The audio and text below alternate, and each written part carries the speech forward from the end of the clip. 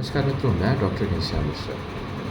आज आपसे एक ऐसे विषय पर बात करने आया हूँ या ऐसे संदर्भ पे बात करने आया हूँ जो हमारी ज़िंदगी को रोज़ हज़ारों हज़ार तरीके से प्रभावित करता है और बहुत देर और बहुत दूर तक प्रभावित करता है हमारे आसपास के माहौल और आसपास के रिश्तों। ये आर्टिकल है जो मुझे पढ़ने का सौभाग्य प्राप्त हुआ अपने एक मित्र के द्वारा। अब वो मुझे इतना पसंद आया कि मैंने सोचा कि आपके साथ साझा करूँगा। जब हम दो लोग मिलते हैं या हम किसी ग्रुप से मिलते हैं तो यकीनन वो कुछ वैसा ही होता है जैसे केमिकल रिएक्शन होती है, तो उसमें दोनों पर ही असर पड़ता है, अच्छा या बुरा।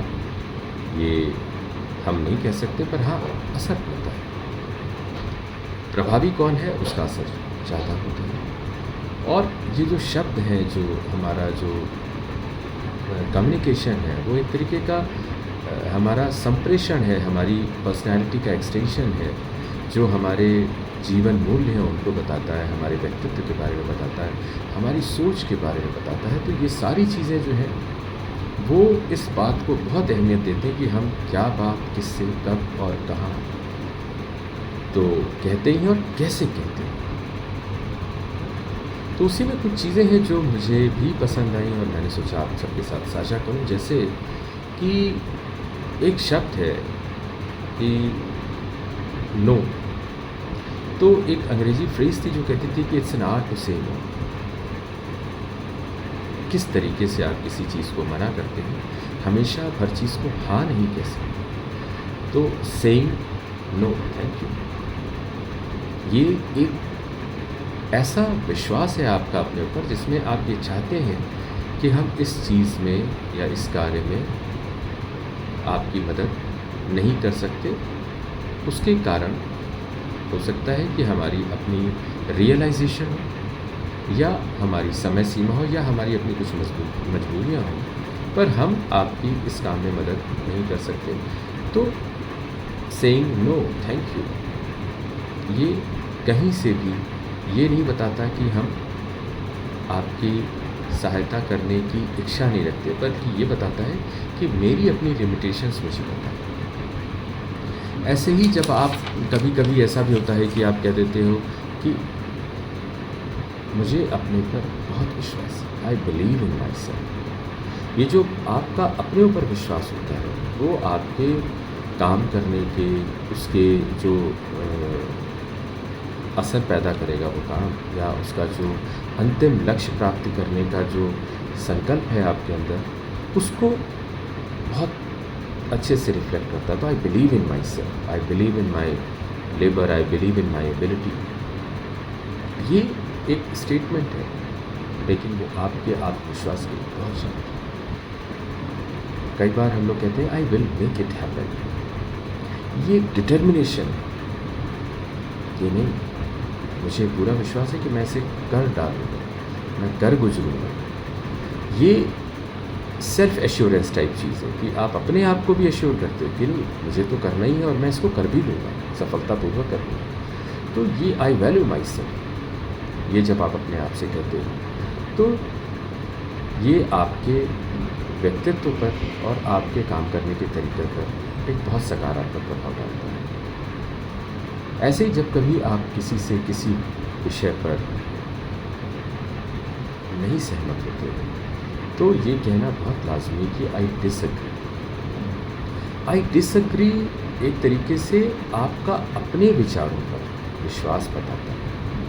जब आप ये कहते हो कि आई डोंट अग्री, आई डिसएग्री, तो वो ये नहीं बताता कि I disagree with your thoughts, वो ये बताता है कि आपको अपने ऊपर कितना विश्वास है कि हाँ नहीं, I don't agree because I believe in myself more than I believe in what the situation is trying to convey. ठीक है, कभी कभी हमको बहुत सारी चीज़ें ज़िंदगी में नहीं पता होती, तो ये कहना कि सॉरी आई डोंट नो, ये एक आत्मविश्वास का परिचय है।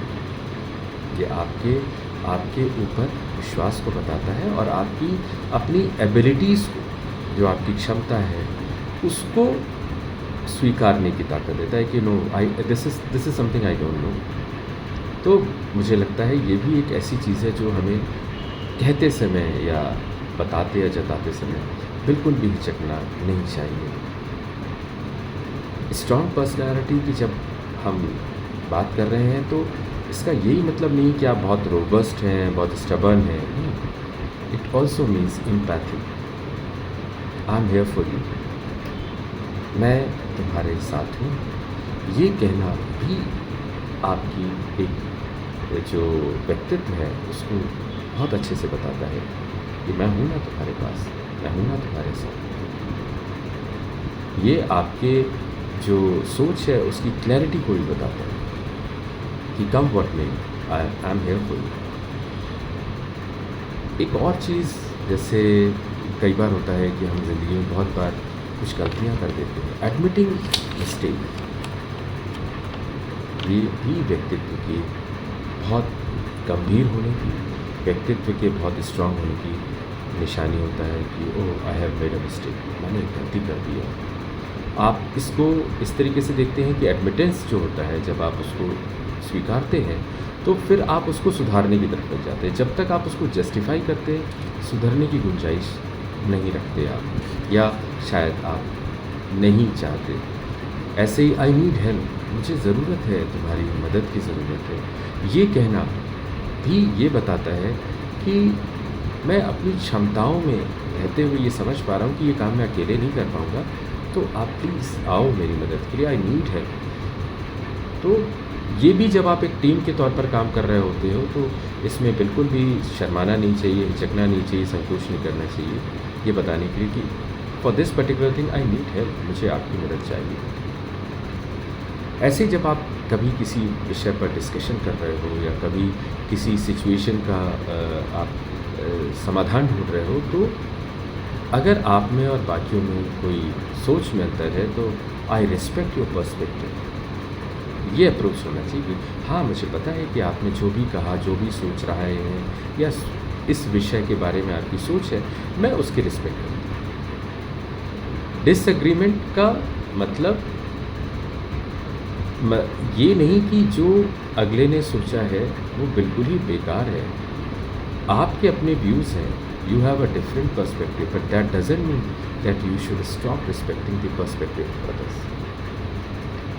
और लास्ट कि आई वैल्यू माई सेल्फ, मैं अपने आप का, अपने खुद के विचार का, अपने खुद के व्यक्तित्व का सम्मान करता हूँ। It's not about just self love, ये सेल्फ लव नहीं है, ये सेल्फ कॉन्फिडेंस है। जब आप अपने वक्त की, अपने विचारों की, अपने रिश्तों की वैल्यू करते हैं तो आप ये सोचते हैं और कहते हैं आई वैल्यू माई सेल्फ। तो मुझे लगता है कि जब हम सोचते हैं, जब हम विचार करते हैं तो हमारे कम्युनिकेशन जो स्किल्स हैं वो इम्प्रूव होते हैं, और उनमें ये सारे जो स्टेटमेंट्स हैं ये हमेशा आपके व्यक्तित्व को और सकारात्मक रूप देते हैं और आपको एक बेहतर इंसान बनाने की तरफ प्रेरित करते हैं। मुझे यकीन है कि आपको ये विचार पसंद आए।